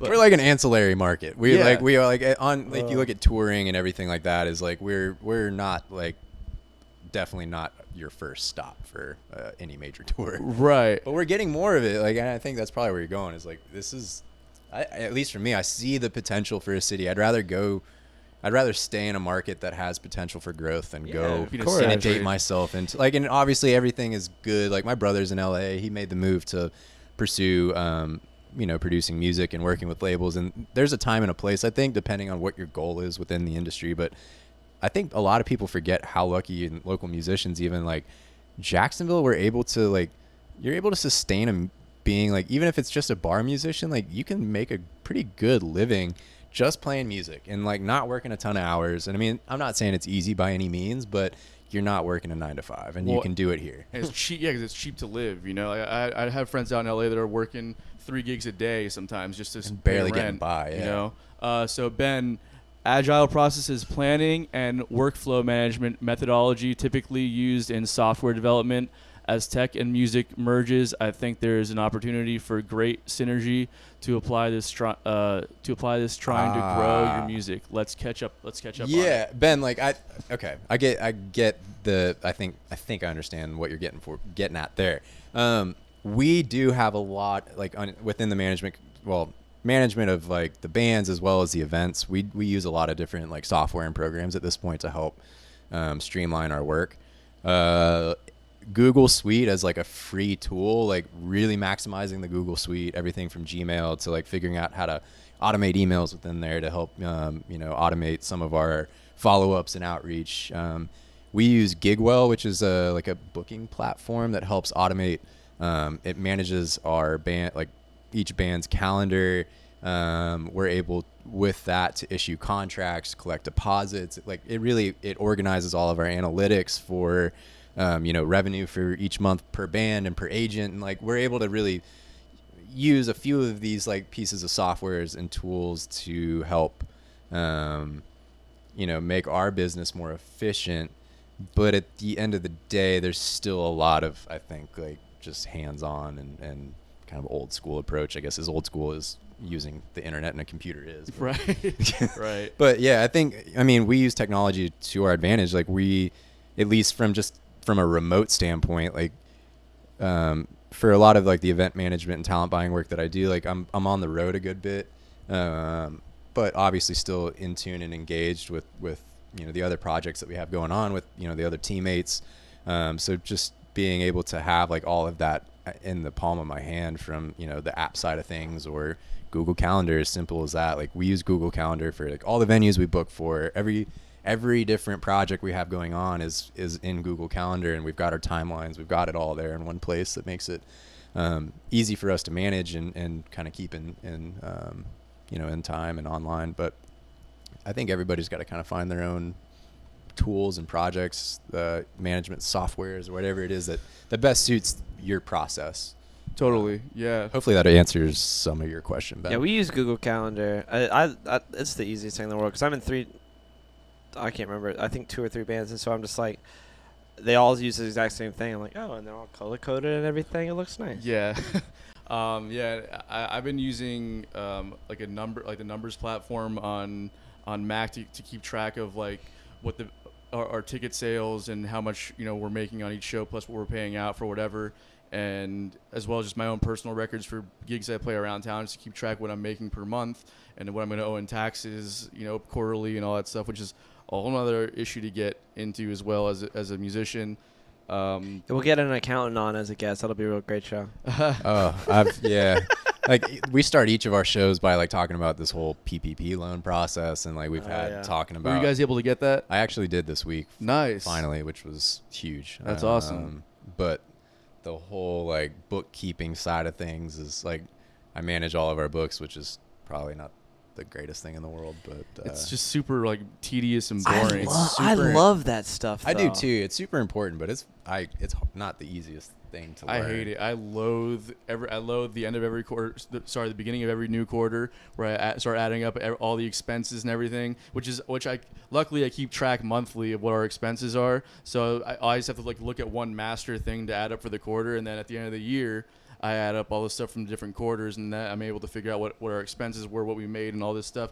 It's just like, for me, as somebody who doesn't think like that, I don't even like budgeting for my personal life because it gives me anxiety. So like doing it for the band where there's 5 other people involved, if you include the guys in the band plus management, it's like that shit just gives me anxiety. So I don't like doing it, and it's so just like, okay, I'm at a computer for 12 hours that day, just like counting numbers. I love it. And then like organizing it all. Me too. I do it every day. You do it every. I do it every day too. Every morning. I don't know why. Maybe I should be a manager because I'm not that good at music. I mean, I'm really shitty at music, so. Well, not me. I said not that personally. good, but I mean, no, you are pretty shitty, really but it's fine. I mean, what are you gonna do? One to talk. Hey, you gotta have a backup plan. Gotta have a backup plan. That's right. Hey, that's a number one thing. Always have a backup. Always a plan. backup. I screwed myself and was planning on playing at bars the rest of my life if the side hustle doesn't work out. But I can't wait to see you at 50 at Flying Iguana. It'll be great. I thought my backup plan. I've always been good at audio, video, and stuff like that. And my dream job that I've always wanted to have, if not to be a musician, you already know where you're heading. I want to be an NFL film camera guy. Well, dude, I mean, we got it in our backyard. I don't think that's a far stretch. I know it's not, but I'm gonna stick with music for a while. Don't give up on your dreams. I'm not gonna give up on my dreams, but like you said, that sounds like a great secondary dream. Given the amount of times our camera, I'll give it a couple more months. So I'm just saying, you're off to a great start. Do you know why? I figured out why it's over. The camera keeps going off because it's overheating. Well, What do you want me to do about that, Sub-Zero? Oh, we got another reply from Ben. Ben, yeah, I can't. My eyes do not work. I got you. Somebody else got that. Definitely helps. This is more of a process or way of thinking around organizing and strategy against goals or business objectives. Ben, I think what you're getting at is like for workflow management, at least from our standpoint, we need. Well, and I could be wrong, but for me, it's like we need more consistency in the workflow for that to then be implemented, at least in my book, which we were finally getting to pre-quarantine, was like we were getting consistency in like year-to-year events. We were getting more data built up for each of the bands because we had finally been working with them for a few years. So we had expectations of like, all right, this is generally what we're doing in revenue each year. This is the goals that we're achieving, the markets we're hitting, like able to have like those obtainable and like the numbers I really just to work with. But the industry is so fluid and there's such rapid changes. I find it difficult to do a ton of like workflow plan, like I guess like managing like what our workload's going to be. Cause with any event company or anything in like within this industry, I think you've got like really high times and then you've got really like, you might have a week where you just can't do anything cause you're waiting on vendors to get back to you or whatever it is. Like, and there's some weeks where, our team is working like, seems like 24 hours a day to try and achieve these unobtainable goals that we eventually somehow manage to scrape by and get them done. But I think it would be great if we could find a way to manage that process, and I think we're getting there at least with our business, is like slowly getting a little bit more of like a routine in order and understanding like which seasons are going to be really busy for festivals for our planning purposes, or when we need a ton of people on site. I think it's starting to get more data that allows us to implement those strategies. But I don't know if that even answers your question again, Ben, but I'm trying here. Ben has got one of the most calculated minds or anybody I've ever met. Like him and I sat down and had a conversation. Is probably a year ago now, and he was like kind of pressing me on what like the goals and like what our numbers were, like what we were trying to actually do.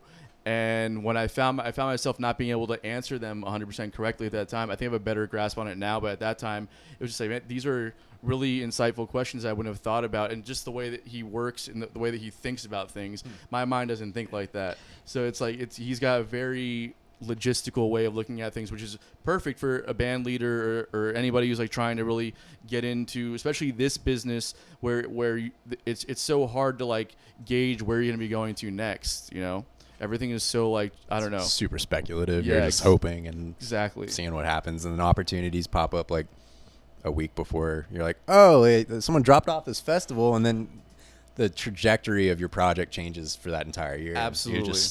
You're just going with the flow. Absolutely. But I think that's the thing, flexibility, and like just being able to adapt to any situation that you're going to find yourself in with the business, and being able to find either the positives in it, or if it's, you know, a negative downturn, whatever it is, like we're having right now. This is obviously a negative downturn for all of us, probably financially, and but and still workflow wise too, you know, I mean, like just sitting like the first week I went into like a deep depression. I'm like, I don't know what to do right now. Yeah, it's like you contemplate life. Like, what do we? Everything we've worked for is just kind of put on hold, and maybe you know, we have no idea. I mean, it still could be maybe, but things are looking Bank up. at the 4th of July, though, is my guess. Either way, I'm celebrating the 4th of July. Yeah, for of sure. course, yeah.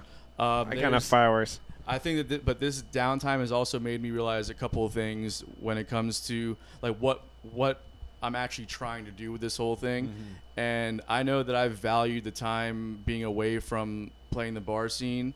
You know, again, like the whole reason why I got into playing music was because I wanted to play my music, not other people's music. And I want people, like, music did so much for me growing up that I want to be able to have that same effect on people. So when I'm playing at a bar and someone's requesting Justin Bieber or something, and they're like, and then when you play it and they're not even listening, that kind of shit, or like they're just being obnoxious and just like whatever. Like, you play it? No, I don't play Justin Bieber. That was just an example. But like, Baby. Yeah, babe, it's not hard lyrics. I know you're a lyrics guy. there you go.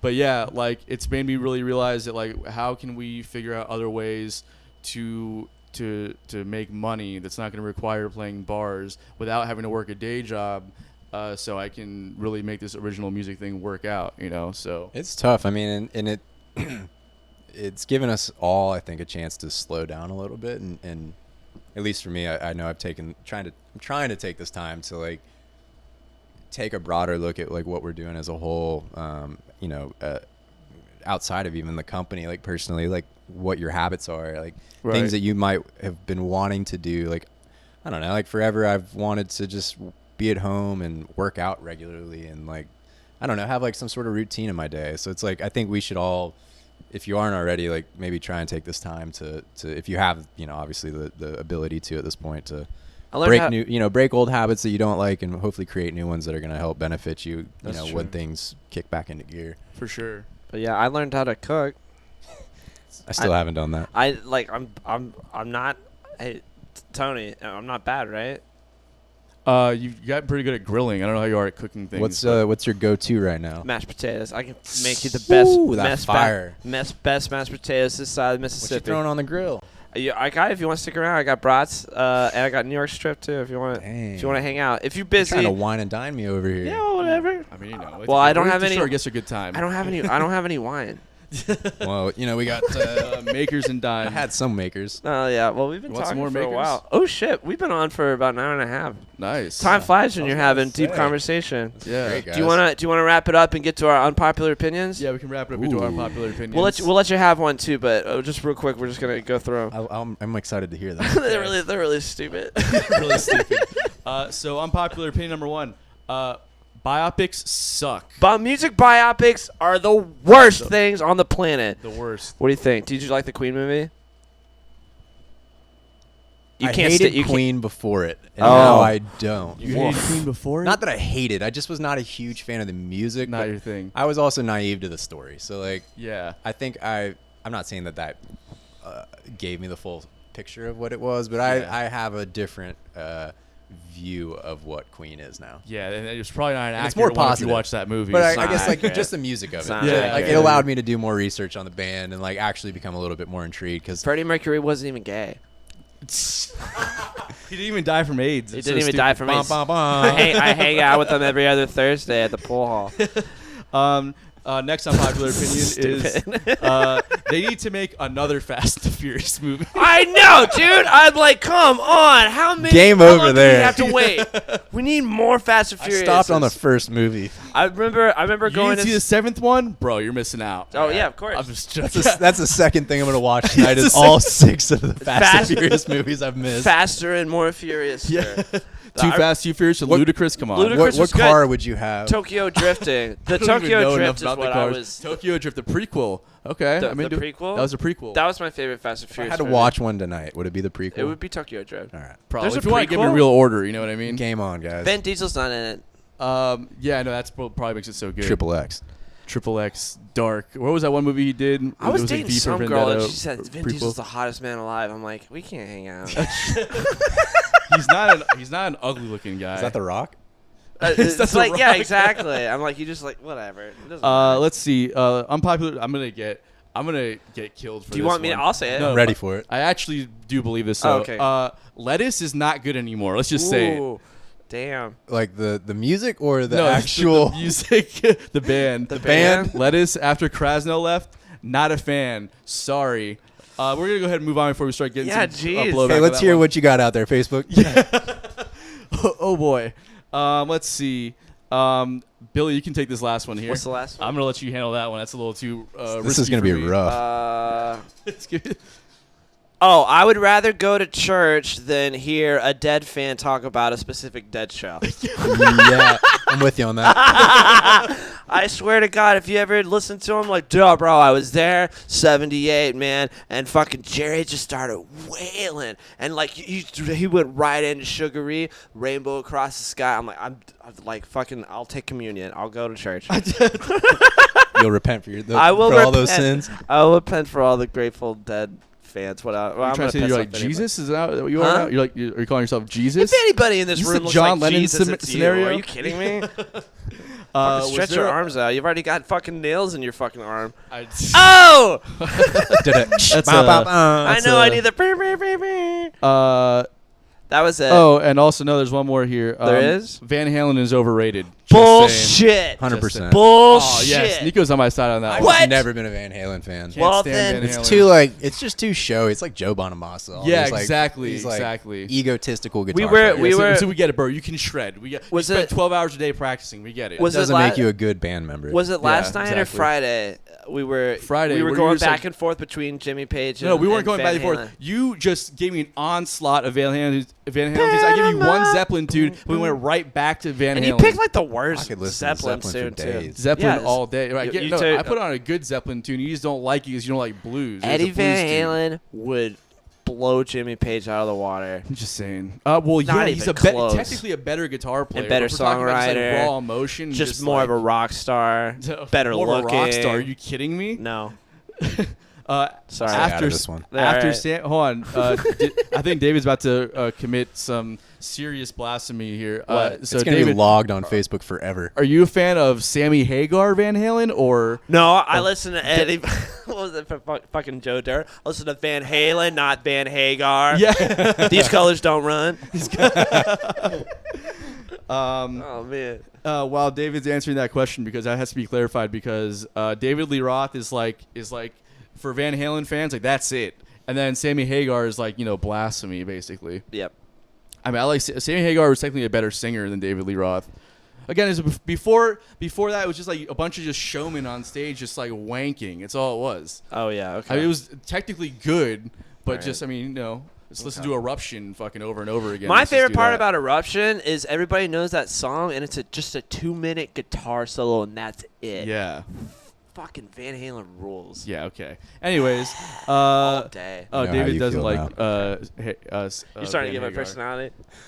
I'm catching on. You're catching on to the, Catching the, on. the dynamic here. It's a little frustrating for most people. This is way more exciting than mine. But we had. Do you know Adam Kenaway? Oh yeah. So we had him play. We had him fill in for us last year while our bass player was out. He went on the road to New Orleans with us, and the typical dynamic in the van is either I'm driving or Billy's driving, and I sit up front, and then the other two guys sit in the back. So You guys are always at the helm. we're just bickering nonstop. And Adam was like, "You guys are this is exhausting. It's like welcome to what these guys deal with on a regular basis, just going back and forth about who sucks more, basically." It's a great way to pass the time on the road. Well, that's really true. is. Yeah, I always say like I can't listen to music and drive that far. If you start talking while you're on the road, fucking time flies. Yeah, for sure. It's insane. Oh, how I've heard quickly- Chris and Nick, like I'll jump on the road with Honeyhounds for periods of time, and I feel like Chris and Nick could literally talk. I'll sleep for like 5 hours, and they will be on the same conversation when I wake up. I hope you guys are watching so that you can realize that you guys have some of the most epic arguments I've But ever we don't. seen. We don't.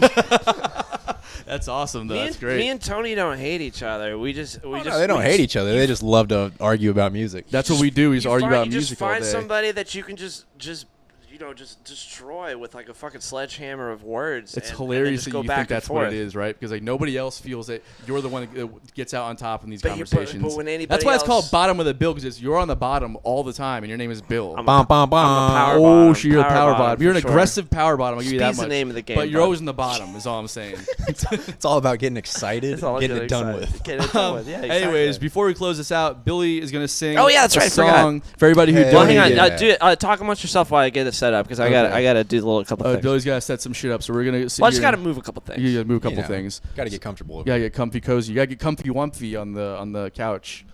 That might So be yeah, the gayest basically thing what you've ever happens, said, like but what you guys see on stage of what we do is literally about 10% of what actually happens with this whole thing. I mean, like literally, like everything we have to think about, everything that we have to like set up and get organized before we go on stage, before you get to see what you like so much about music. It's like for us, that's literally like barely a fraction of what actually goes into our thing. The camera turned off again, camera guy. Camera guy. Yeah, you really The set NFL's yourself up for the calling, dude. NFL They here. told you you're fired. Get better at your job is all I'm saying, right? Anyways,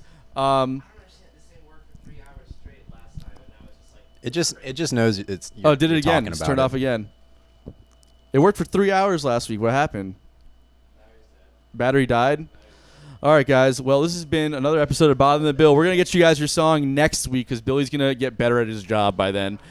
And Wah, anyways, it's been a pleasure hanging out with you guys. No, I'm already doing the outro. People are going away now. We only got one viewer now, so they all left. And Oh, it's we're back on? It's our backup camera. That's our backup hey, camera. world. Oh, we got our backup camera here. We lost the jellyfish. You've lost. Oh, yeah. You can't see the jellyfish anymore. There's They're- one jellyfish. They're- All right, Billy, there do they the are. song for everybody. Is there anybody still watching this? Yeah. Is there anybody still watching this? I fixed it. We got 5 people. All right. I've got all the. If you donated, you're about to hear your name in a song that Billy's writing right now. So. Keep talking with yourself. I'm like, Oh, okay. I'm not Well, ready thank yet. you guys for having me. It's been a great conversation. Well, thanks to Yeah, man, it's Billy been a lot for of coming fun. out. Thanks for Yeah, coming it's out. been very, very informative. We're trying to do a similar thing where we're just bringing. You gotta bring people together. Feeling E flat? I love it. E flat's feeling you right now. Can't really see my face though. That's okay. They don't. You got to face the radio. You know. And now we can't see ants on. I can't see the money maker. It's all right. What are we gonna do? It's all right. It's me and Nico's Nico. good looking too. You'll be all right. We'll be all I right. can't sing. Derek Smith, Billy. you gave me all your money, and Nancy Bradley. Ooh, what a fine fucking honey. Sean Smith. Yes, Sean, you did great. Brian, you did too. Steve Pendergrass, Kalani David, Greg Sears, and Vicky Livesay. Hannah Raleigh, you're the woman. Jeremiah, you're the one I need. Kyle C.O., and Daniel fucking Sides, yeah. Miss Dita Smith, Rochelle Indio, someone named Florencia. I don't have your last name though. Deep cut. Jessica Demers, Myrna Moran, and Jay Guyton. We all thank you all. Oh, do you think that was it? I gotta have a little bit of a Pause. pause. Here we go. We're going fast time. Victoria Kuras, Joshua Barley, you did well. Matthew Strock, what a nice guy. Mike David, I hope I see you soon. Sophia LeBloom, that's his sister, and not too shabby to look at. Hey, Jen Redmond, what a nice lady. Right? Matt Filato, fucking Matt Filato, he's my friend too. Lori Plotz, thank you for giving me money. Tevez as a rapperati. Gerald Kisano and Cotton Marlock. Erminia LaPlume. Lynn Thomas, I assume. You're the mother of our bassist. And we've got Benjamin Cooper. What a motherfucking trooper. And David and Michelle, we hope that you are doing well. Please tell me that's going to be on the album. Thank you so much. Thank you so much track. for donating to our fundraiser, and we will see you again very soon. Apologize for the audio and video. Make sure you check out Brews in Riverside. They're gonna get 10% off. We're gonna announce the winner of anybody who shared this on Friday. And thank you to Niko and the whole Real Time crew for doing what they do in Jacksonville. Cheers, y'all. Thanks a million for coming over. I appreciate it. All right. Man, this is the furthest I've driven in like 2 months. Yeah, it's that fucking beach shit. All right. Adios, muchachos.